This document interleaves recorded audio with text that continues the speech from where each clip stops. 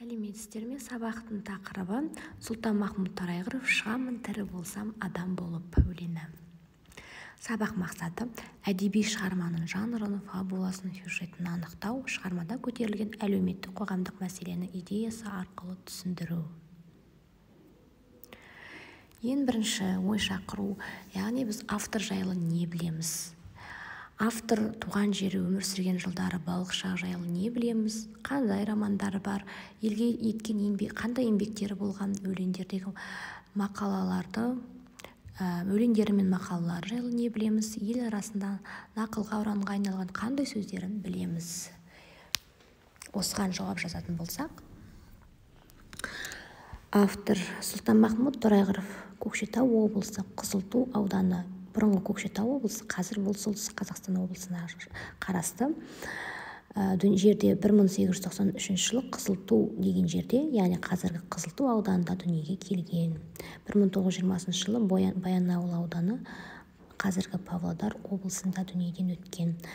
Бізге белгілі романдары Қамар сұлу, Кім жазықты, поэмалары Кедей, Адасқан өмір, Айтыс, Қайғы. Ол бізде ақын, жазушы, ағартушы.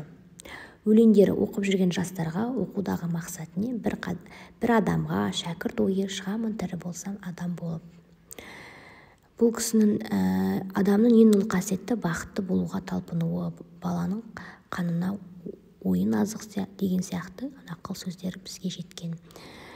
Ең бірінші шығамын тірі болсам адам болып өлеңін мәнерлеп оқып аламыз, мағынасын түсінеміз. Жалпы бұл өлеңнің тақырыбы автор өлең мазмұнында жақсы болуды, қоғамға пайдалы болуды, білім мен ізденіске құштар болуды насихаттайды. Жанр түрі өлең, ұйқасқа құралған, ұйқасқа құрылғандықтан бұл өлең шумағы мен бунағы тәртіпке бағынып, әдемі тізбек құрған. Идеясы білім ғылымға, өмірге деген құштарлық, яғни жарық қоған жас ақынның надандықты жойғысы келетіні, өзінің білім ғылымға деген құштарлығы аса әсерлі баяндалады. Келесі тапсырма кестені толтырамыз. Шығармада көтерілген әлеуметтік қоғамдық мәселенің идеясы арқылы түсіндіреміз. Шығарманың идеясы жаңа түсінікті болды. Білім ғылымға, өмірге деген құштарлық. Қоғамдық әлеуметтік мәселені анықтаймыз осы шығармадан, осы өлең бойынша, және де өз ойымызды жазамыз.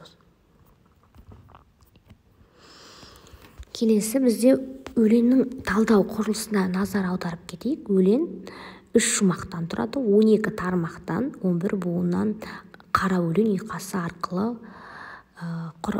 жазылған. Келесі тапсырма, өлеңнің берілген шумағын оқып, сюжеті бойынша түйінді ойды анықтаймыз. Өз пайымдарында, яғни өз ойларымызды осы бойынша жазамыз. Дескриптор үзіндідегі ойды анықтау, сюжетін анықтау. Осы үзіндіні оқып шығамыз. Келесі қалыптастырушы бағалау, яғни бізде бұл шығарма бойынша 3 қадам кестесін толтырамыз.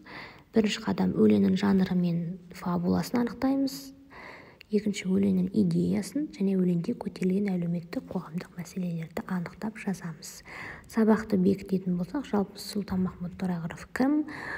Оның «Шығамын тірі болсам адам болып» атты шығармасының негізгі идеясы білімге, ғылымға ұмтылу, надандықты жою екенін біз түсіндік. Қосымша тапсырма, яғни үйге тапсырма, шығамын тірі болсам адам болып өлеңін жаттау.